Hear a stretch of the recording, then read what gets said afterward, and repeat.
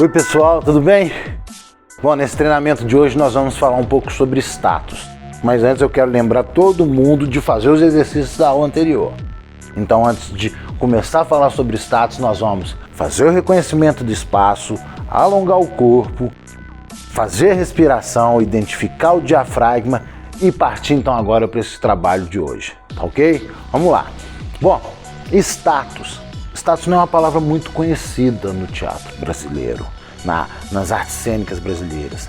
Isso aí é um professor meu que trouxe da Europa, mais especificamente da Alemanha, esse termo. Se você procurar no dicionário, ele não vai ser tão específico igual quanto a gente pensa, não vai ter uma definição, mas eu vou tentar explicar o melhor possível, que é muito interessante para que a gente sempre use essa relação de status, aonde quer que a gente vá. Que seja para um trabalho, para entrevista, para uma peça teatral, para o set de filmagem. A gente pode estabelecer o status em relação a várias coisas. A gente estabelece o status em relação a objetos, em relação a pessoas, em relação a lugares. Seu status pode ser alto, pode ser médio, igual e pode ser baixo. Tudo vai depender da circunstância do que você propôs para a cena. Lembrando Kuznets, lembrando Stanislavski, circunstâncias propostas. Tudo vai depender das circunstâncias propostas. E você faz uma análise antes disso para você equiparar e entender qual que é o seu status em relação a quem você vai contracenar, ao objeto ou ao lugar. Por exemplo, se você vai entrar num palácio e você é um plebeu, qual que é o seu status de plebeu em relação ao palácio? É baixo. Vamos ser bem simples, só entre o baixo e o alto. O status do palácio é altíssimo. Só reis, ouro, é enorme. E você é um plebeu que mal tem o que comer, o seu status está baixo. Então, você vai entrar em cena, você já localiza isso, já percebe isso. Bom, você vai receber do rei uma pepita de ouro. Bom, você chega para o rei, o status do rei em relação a você é alto, o seu é baixo. Você recebe uma pepita de ouro. O status da pepita de ouro em relação a você é alto. Você nunca tocou numa pepita de ouro, então você recebe aquela pepita de ouro e seu status é baixo em relação a ela. Agora que interessante, você pegou essa pepita de ouro e foi lá para sua comunidade. E foi lá para sua comunidade. Você chega lá na sua comunidade e o seu status já é outro. Porque ele foi influenciado pelo que você ganhou. Você está com uma pepita de ouro. Então você já entra naquele espaço com um status diferente. Pessoal, vocês podem fazer esse exercício aí em casa. Pega uma cadeira, coloca em um lugar. E toda vez que vocês sentarem na cadeira ou se relacionarem com a cadeira, vocês vão fazer isso com um status diferente. É muito simples.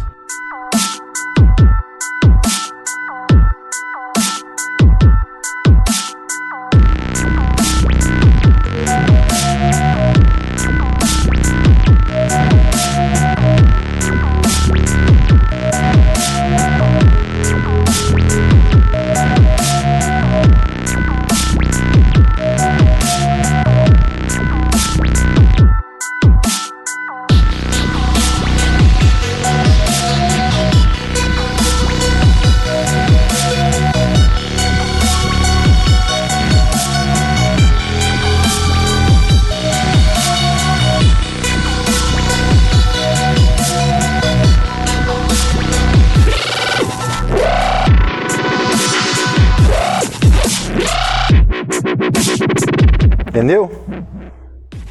Parece um pouco abstrato, mas aqui eu usei a cadeira de várias formas diferentes e com status diferentes. Na primeira eu sentei para conversar com meu chefe, depois você pode revisar o vídeo e perceber isso. Na segunda eu estava ao lado de um trono que eu não podia sentar na cadeira, mas tinha orgulho de estar ao lado daquela poltrona do rei. E na terceira eu era o dono da empresa. Eu estava chegando no meu dia de trabalho e tinha muito orgulho de sentar na minha cadeira de dono da minha empresa. 3 tipos de status, construídos em cima do objeto, que influenciam minha forma de ser. De certa forma, ela tem uma relação direta com todo o local. Então não existe só um status. Toda vez que você estiver em cena, Vão ser no mínimo 3. Em relação ao espaço, em relação ao objeto e em relação a quem você contracena. Beleza? Então é isso. Bom, esse foi o nosso treinamento sobre status. Se tiver qualquer dúvida, qualquer coisa, me manda um e-mail, entre em contato comigo, que a gente vai esclarecer isso e vai trabalhar mais exercícios sobre status. Nós, atores ocidentais, temos como costume, intuição, achar que a interpretação está muito próxima da realidade. Isso vai depender de cada trabalho, mas a gente acha que a gente chega lá, porque nós somos emotivos, a gente tem uma leitura muito completa do que é emoção, tá? Mas isso é muito racional. A gente vem de um estudo onde o teatro oriental, claro que hoje a gente tem nos Estados Unidos grandes, mas a origem vem, né, da Rússia, do Oriente, da Índia, da China, então que vem da técnica, vem da gente preparar o nosso corpo para a cena e não deixar só a intuição falar. Então é por isso que eu venho aqui criar, ampliar o nosso repertório de trabalho para que a gente não caia em nenhuma cilada e para que a gente sempre possa recorrer à técnica para fazer a melhor apresentação possível. É o caso daquele ator que mais à frente eu vou falar. Bom, falando de status, eu já vou fazer uma inter-relação com presença cênica, tá? Presença cênica é diferente do que eu fiz no treinamento anterior, que era sobre espaço cênico. Estou falando sobre presença cênica, sobre estar em cena.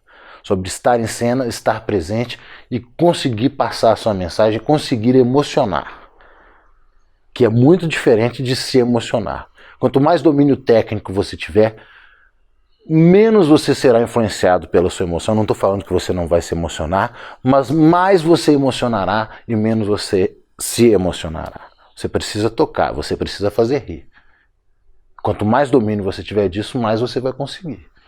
A gente que está em cena percebe a energia da plateia, que seja no riso ou na emoção. Então a gente, como um maestro, a gente vai regendo a nossa orquestra e vai trabalhando para melhorar a dose de emoção do outro lado. Mas a nossa vai estar sempre no nosso controle.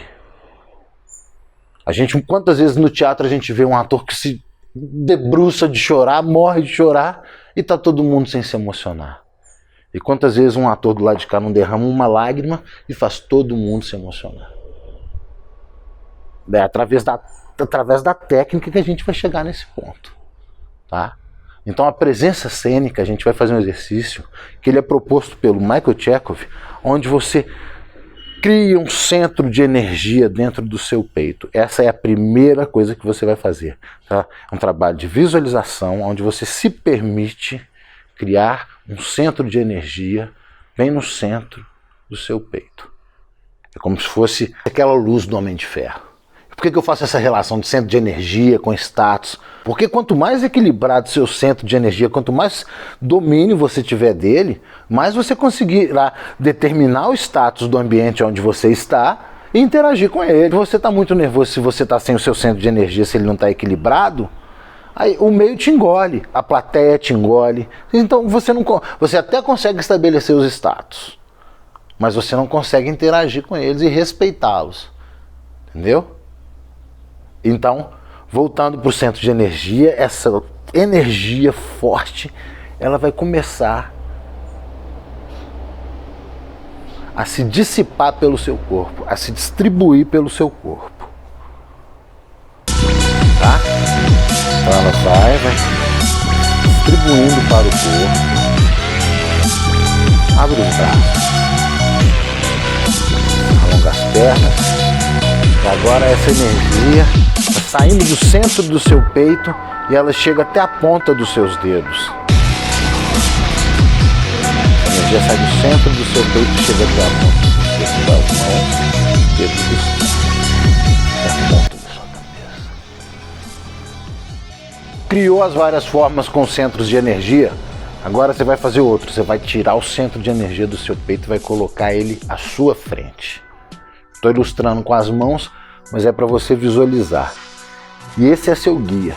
E o seu centro de energia é seu guia. Ele te leva onde ele quer. E você acompanha onde ele está, você está firme e forte. é a presença cênica. É você ir antes do impulso, você guiar a sua marionete. No primeiro exercício você segue o centro de energia, no outro você é o próprio centro de energia. E então essa energia voltou para você e você está com ela em cena, está forte, está presente.